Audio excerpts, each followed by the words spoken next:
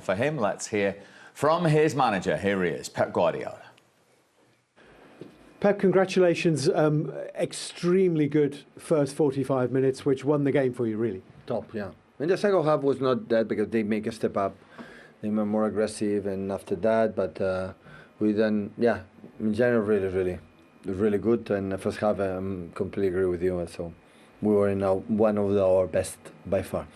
That 1 minute which separated Harry Wilson's opportunity from O'Reilly's goal was a crucial one, really. Yeah, it was. But before the 1-0, we have 2 or 3 chances before, and yeah, we cannot expect Fulham. So I saw the game in Old Trafford that won for the goal Sesko in the 94, and I saw many games how good they are. So I spoke a lot these days, yesterday, especially today, to the guys. Said, "Oh, you believe, ready to suffer and apply every single movement what you have to do.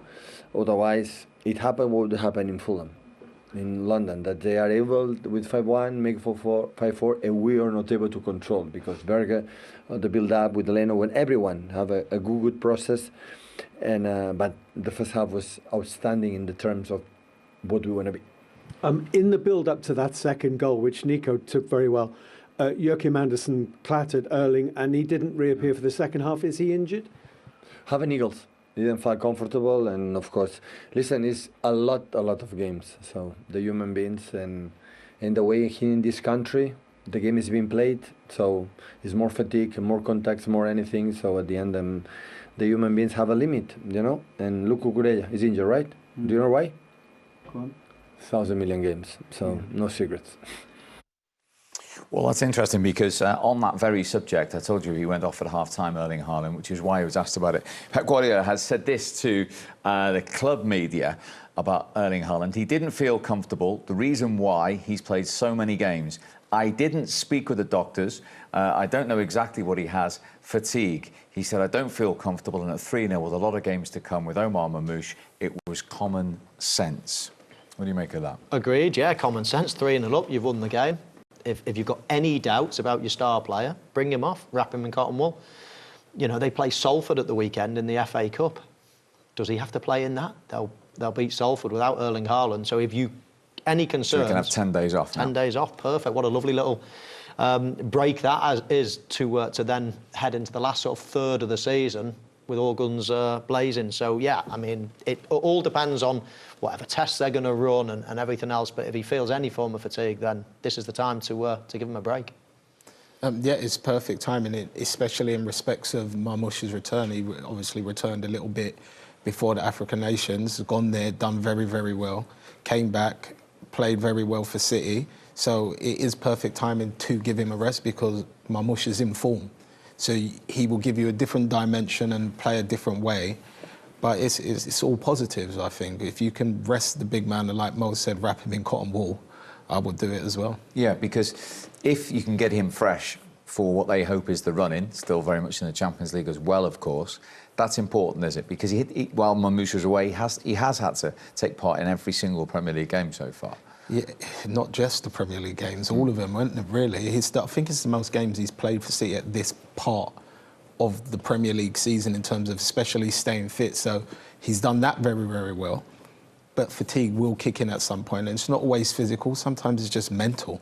I think people forget mentally how tough it is being a footballer, and especially playing in like a Pep team when there's so much instruction, so much little details. You're always thinking constantly. So, yeah, the rest for me, it couldn't have come at a better time. And also, particularly for Erling Haaland, because a lot of people have said he carries the entire goal-scoring burden. However, since they signed Antoine Semenyo with another goal tonight, that is 5 in 8 games to start his Manchester City career. He was efficient at Bournemouth when he got in those areas, and he's come across to Man City and he's just kind of just carried on again, like he's at the same place. I think I really enjoy watching him. He reminds me of a very old school type of winner. He's not interested in, like, he's finished here, he's just in the right areas, but he's not interested in showboating. He either wants to get a shot off or he wants to get a cross in, and I think for people like Haaland and the attackers that are in the box, it's beneficial because you know he's not going to cut, he's not going to chop. When he gets that space, the ball's coming, so you can make your run straight away, Mo. Exactly that, yeah. No, it's He's got. I mean, listen. I'm sitting here thinking, if Haaland is, if there's any doubt, I mean, I'll just rest him anyway. Why wouldn't you just rest him anyway? You've got Marmoush in form, Semenyo in form. Back tonight. Even if he's not saying, even if he says, "Do you know what, I'd like to play and get on the score sheet and play against Salford and score a couple of." If I was the manager, I'd say no. No. You played half a game today. Let's have a good, few days off. Then we'll start building you back towards this big run-in. This is a huge time of the year, absolutely huge. All the games are going to be really important, pressurised. Champions League, the chasing Arsenal down for the title. We need you in great form. Even if you want to play against, I'm taking the decision as the manager, you shouldn't. And as I say, regardless of what the doctors say, what Haaland says, what anybody says, if I was Pep Guardiola, I'd just give him a break now. Got a cup final to play as well already. Listen, all they could do is ask Arsenal a question tomorrow, and they've done that. They've gone within 3, and it's over to Arsenal away at Brentford now. That's the best way to play when you're chasing. I think you have to play to make them make a mistake or for them to slip or crack first. And they went away to Liverpool, which was a tough game. Now they've played Fulham before Arsenal play. Now it's over to Arsenal, and Arsenal have to go to a tough place and try and do a very professional job. And anything but a win from them, there's your first slip-up.